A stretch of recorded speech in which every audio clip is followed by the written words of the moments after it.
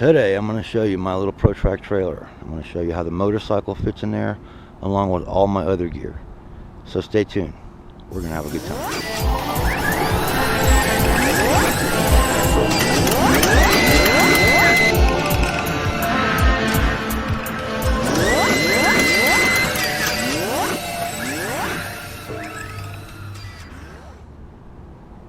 This is my 1987 Pro-Trac motorcycle trailer. I call it my garage. I call it my garage because it works a lot like that.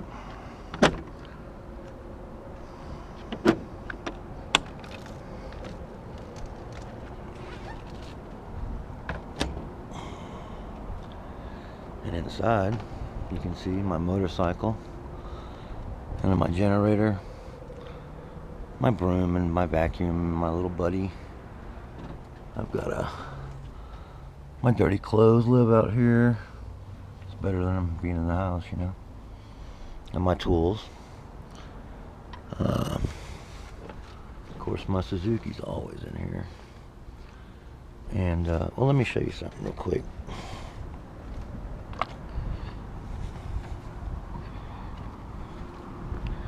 You see all this dirt? All that's just from travel in the summer in Arizona. All that dirt used to be on all my stuff. And I would get somewhere, my bike, my generator, everything is just coated in a ridiculous amount of dirt, you know. It was so bad I couldn't even ride until I cleaned the bike. Now, another benefit of the trailer is I put a solar panel on it. Up here is a 105 watt solar panel, and it's coming into this 12 amp Morningstar controller. And that controller goes into a sealed battery I have down here, just one 12 volt sealed battery. I think it's a 100 amp hour, 120, something like that. And that powers this little inverter. And the inverter's got a power strip plugged in. And I use it for charging my little power supply here. My big power supply down here, my jumper pack. My drill batteries. I charge all these in here. And my impact. I also charge my AA's in here. I have lots of AA's and AAA's. I don't buy batteries anymore. I just keep recharging the ones I have. And it took a while to get enough, but now I do, and that's all I do. It's just recharge. And if I unplug for a moment, you can see that I'm making 111 volts AC from this little Zamp inverter. That's a pure sine inverter. Not that I needed a pure sine inverter, but it is. So making 111 amps AC charges everything beautifully.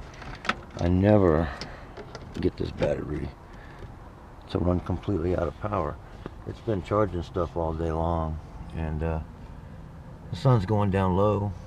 You can see I'm still getting in 0.7 of an amp, and my battery's still at 12.7.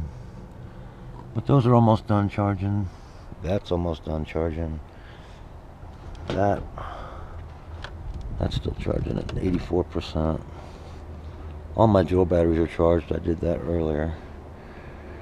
But this is what it looks like in here. I started putting the indoor-outdoor carpet on the walls because the paneling looks so old and tired. So I started doing that. I got much of it done before I ran out of carpet and had to load it and go from the location I was when I was doing it. So there's fishing poles. There's a pellet gun. You know, my riding gear is in here. There's the table from the camper, because right now we have the settee made into a couch. We've been watching TV and enjoying our computer time on the couch, and it's a nice option to have. In here I've got different.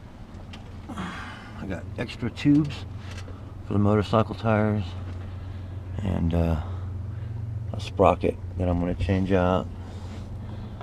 Some paperwork and box from the comm system, and covers for visors, and a spare helmet, and just all that good stuff. There's a spare clutch cable. Fuel nozzle for the big jerry can. On the other side,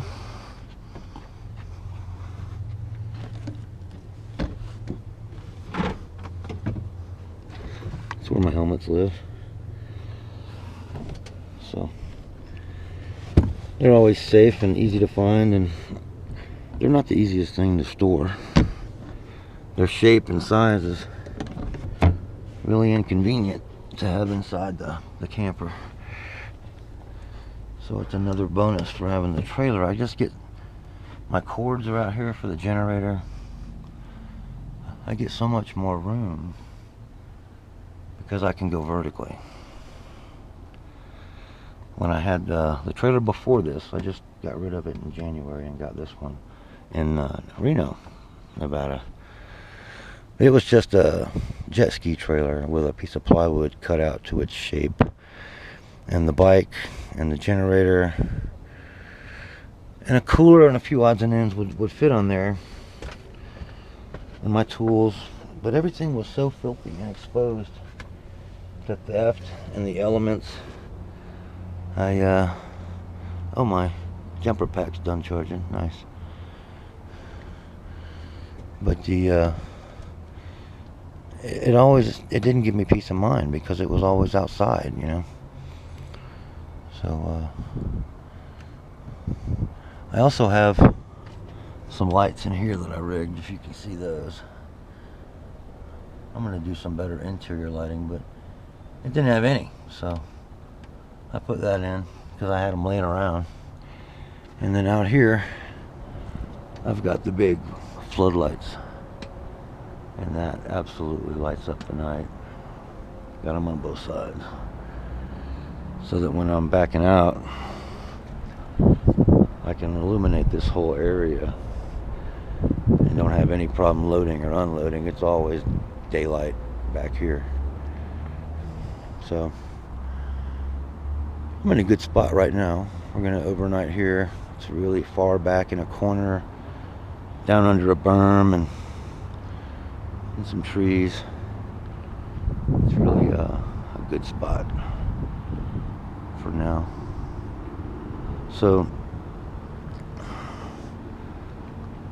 that's what the trailer's all about. And it has a drop axle. You see how low that is. But I haven't had too many problems other than when I'm off-roading. Those things will drag a little, but not much. A lot less than I thought they would. But those are also 14-inch wheels on there. If I get 15-inch wheels and then a higher profile sidewall, that'll gain me another inch or two easy clearance down there. And like I said, I haven't really had a problem, but I think a little more clearance would be beneficial, you know. Especially since I go down a lot of dirt roads and through washes, and the only thing that ever really hits is the bottom of the bolt up here on the trailer hitch. That right there, that's what touches.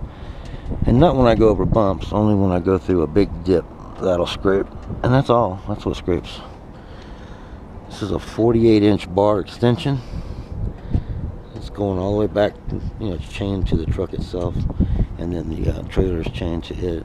So it's all one contiguous chain link that'll hold the trailer should anything bad happen. But it doesn't flex much. It just flexes enough so that it gives when you need it to. It's been a lot better than I would have thought, actually. I thought it would need support, and it's been stiff enough and really good for what I am doing here, even with this trailer, which honestly I don't know what it weighs. I think it says on the title it's probably 1,100, something like that. That sounds familiar. But But it's got this little bubble window in the front, which also provides light. I added the friends find me a lot easier now than they ever did before, since I got this little trailer. And I even had one woman call the police on us saying that there was a U-Haul in the woods, which is hilarious.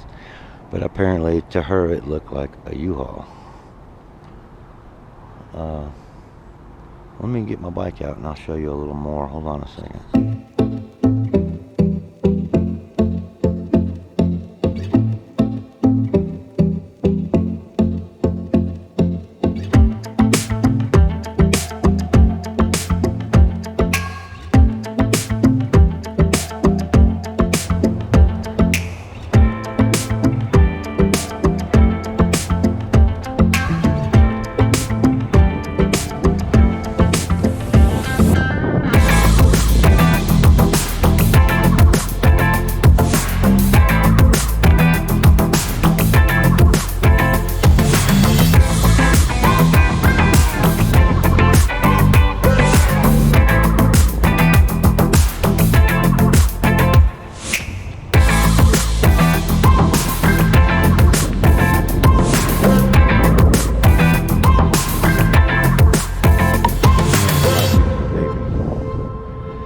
A little dirty,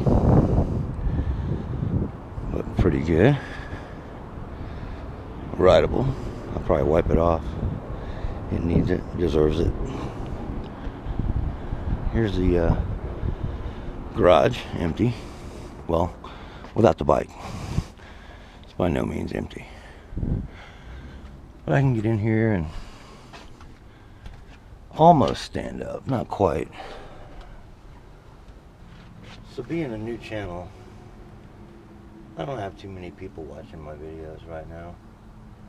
I'm more trying to figure out how to make good videos, when to post them, well, everything, you know, all of it. I like my lifestyle. I like my stuff, you know. I'm not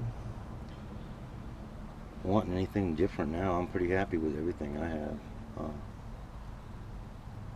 The bike and the trailer, the generator, the camper. It's all great. And it took, well, I guess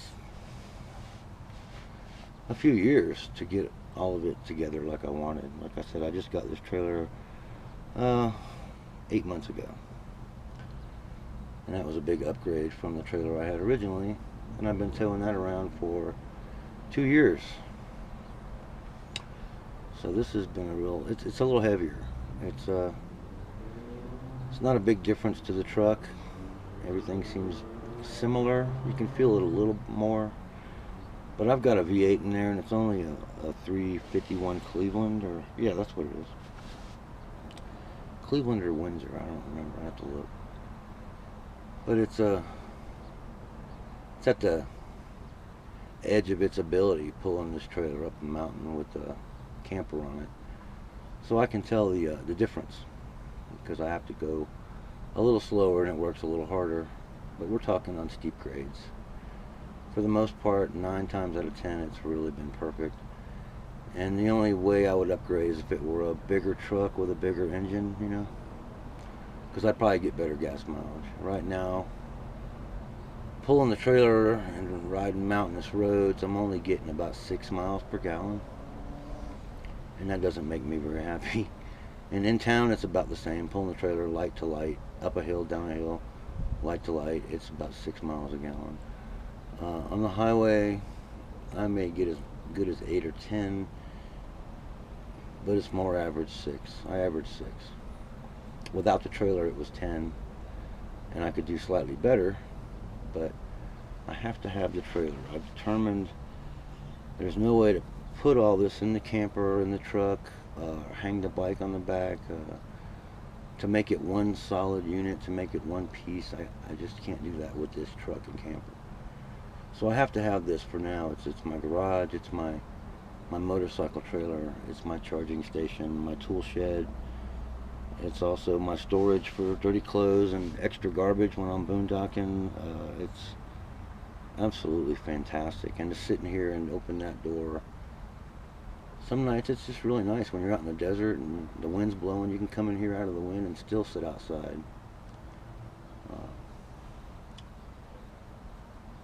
Loading the bike is a cinch. You saw me take it out, and I'll show you how easy it is to load. But this is a Suzuki DR350. It's a 1992 model. I've done quite a bit to it, you know, since I got it. Most of it still maintains stock, but it had been stripped down for dirt when I got it, and I brought it back to a street legal bike, which meant adding blinkers and some plastic and mirrors, and I put the bark busters on there and new tires. That rack is a new addition. Lots of things, clutch plates, cable. I've learned a lot about it since I got it, and I've learned how to take care of it. It's got 10,154 miles on it. Oh, I just heard my batteries are done charging. Wow, so that finished charging, and my energizers are finished charging, so I can unplug everything. Oh, even my Zamp's finished charging. 100%, dog. Alright. Unplug all that. Turn that off. And that, show you that. This is from Zamp Solar Box. And it is a really handy little thing. It says it's 14,000 milliamps, and it'll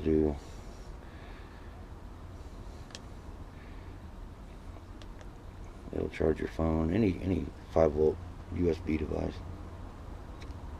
as well as having options for 12, 18, and 19 volts, 12, 16, and 19 volts. Right? And you can charge it with a DC lighter. You can actually use it to jump off your car, which I'm not kidding. I used it. It jumps off your car, and it comes with all these adapters. It will fit and charge just about anything. So this come in really handy. I like the Zamp. They also make my little inverter I showed you on the wall up here. It's been a great company for me. They're not paying me to say that. Zamp, you should pay me to say that. It comes with this case too. So, Zamp Solar Power Packs. Nice.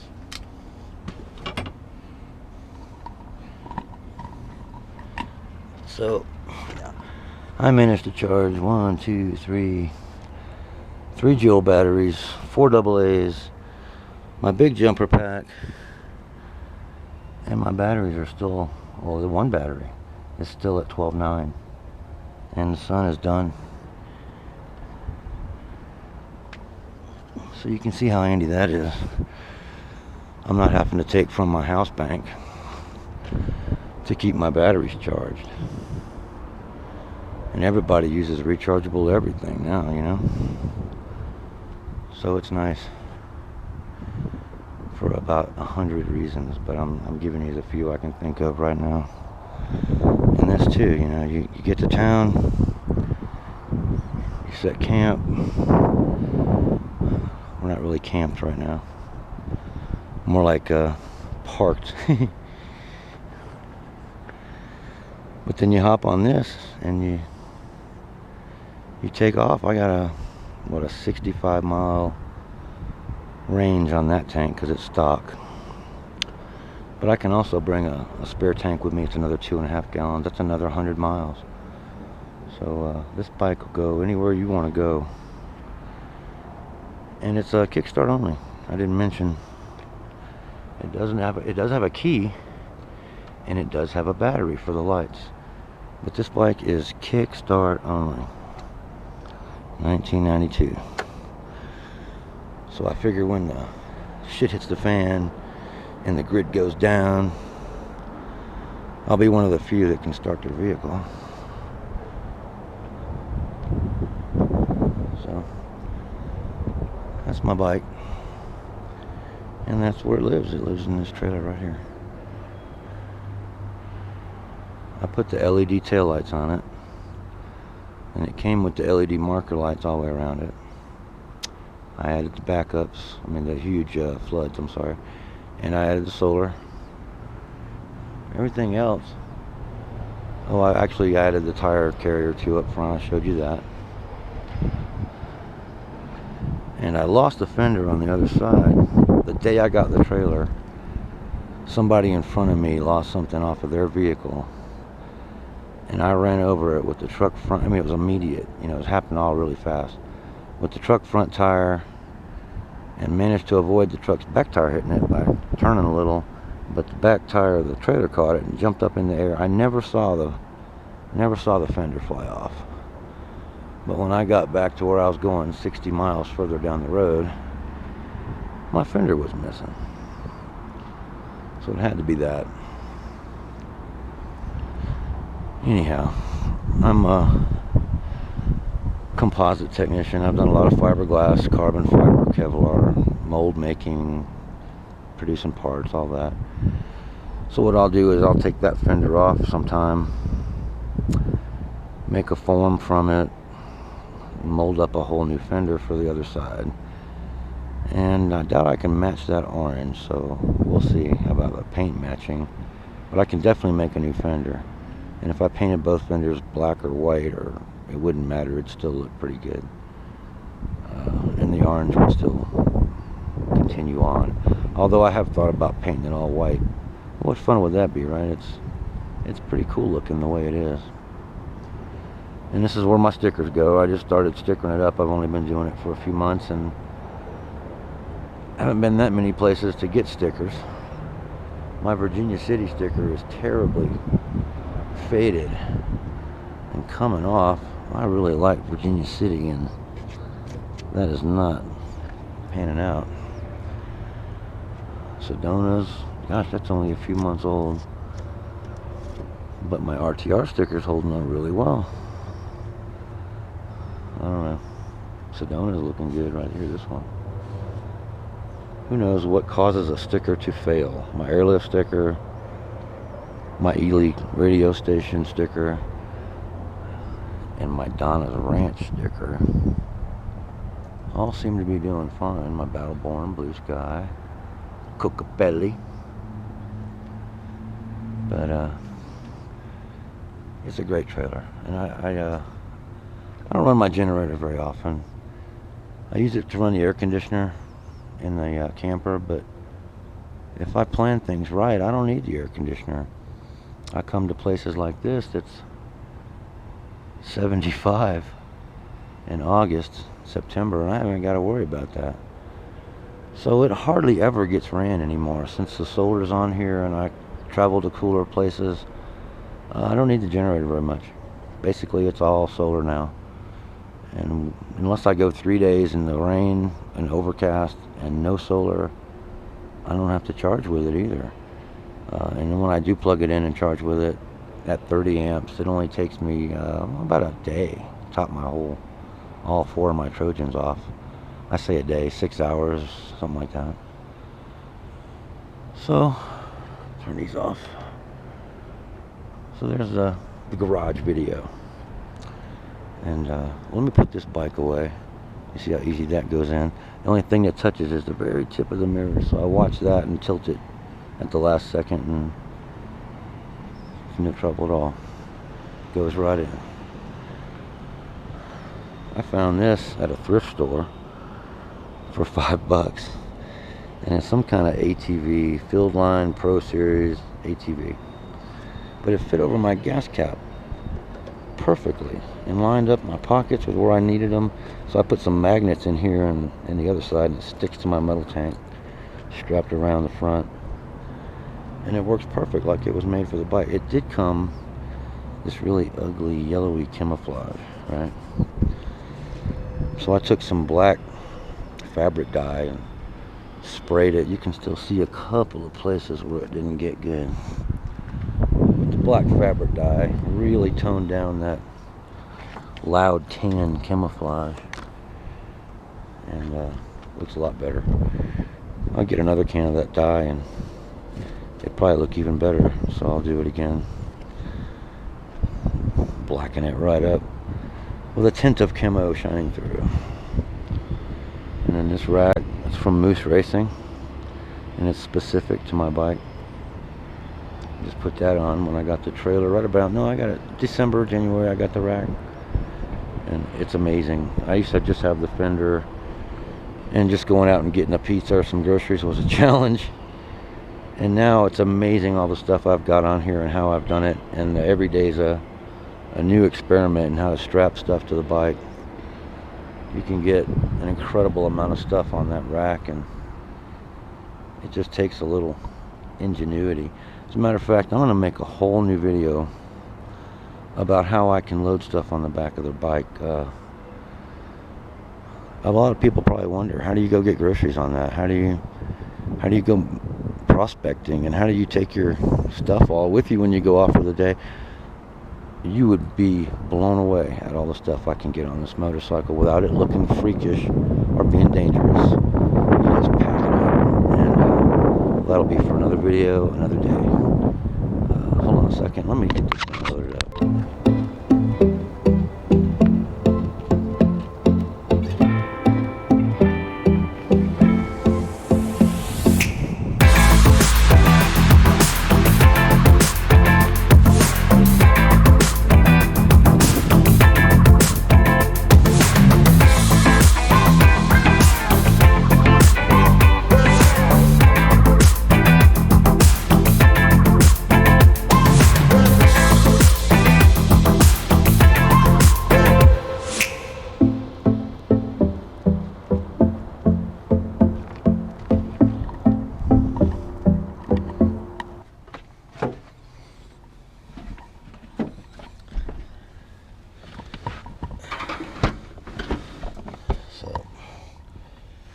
In the front, all I do,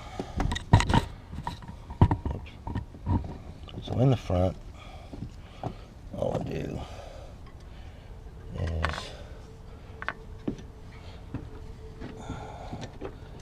ratchet the front tire. Okay.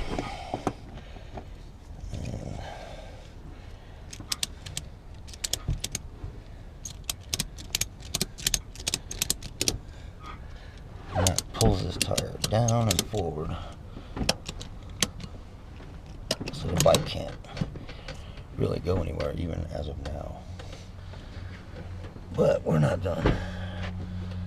Really, it's important how you do this, and I found out that's why my shocks leak, because I did it wrong.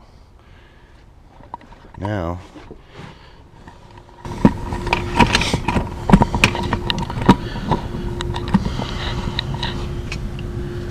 take these straps from the side, and I used to strap down the front of the bike. I would lash the handlebars, and I would cinch down until the suspension compressed a little. And I did that for a couple of years, and it blew out my suspension. So you don't want to do that. Take my advice. It cost me a couple of fork seals, which, you know, it's probably time for new fork seals anyway, but I blew them by doing what I did. So now I'm just going around. I was going to the handlebar here, the bark buster, but it was actually tweaking the assembly up here a little bit. You could tell when you were riding, so I had to straighten that all back out and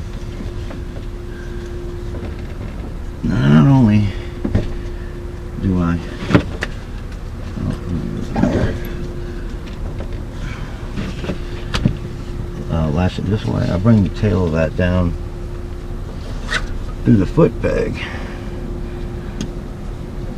and I lash it to the foot peg so that tail can't pull through up there. It's basically tied off to the foot peg, and then I go to the other side and do that.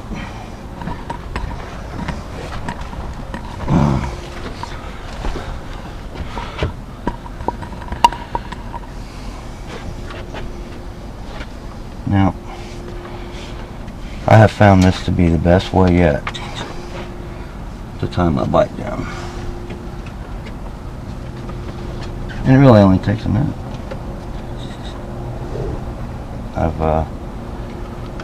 I've done this 100 times now. The trailer actually came, it was a motorcycle trailer, and it came with those tie downs up there.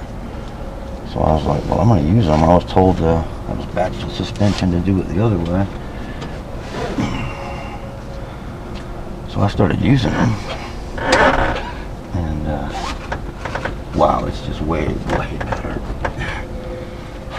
And it doesn't hurt your suspension. It allows your suspension to work when it wants to, when it needs to, rather than being compressed. But the bike will not move, as you'll see when I'm done. Now I've only got the front right now, but you can see it still ain't going nowhere. Still I get straps on the back wheel as well, and I go to the rear foot pegs here and sort of do a loop in the strap. I do it over here. Rear foot pegs,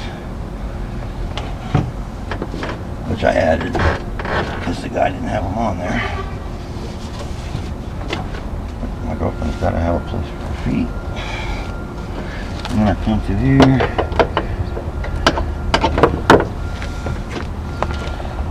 And I cinch that down.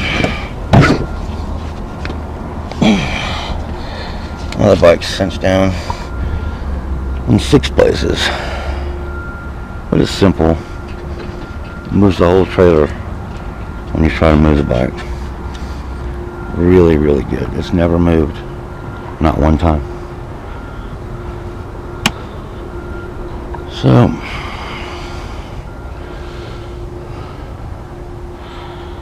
I'll leave these AA's to charge overnight, and check on them tomorrow.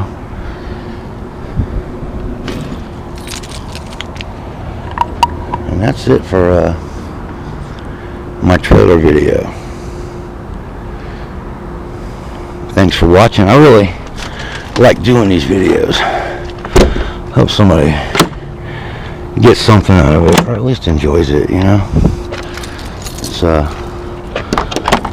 It's fun showing what you know.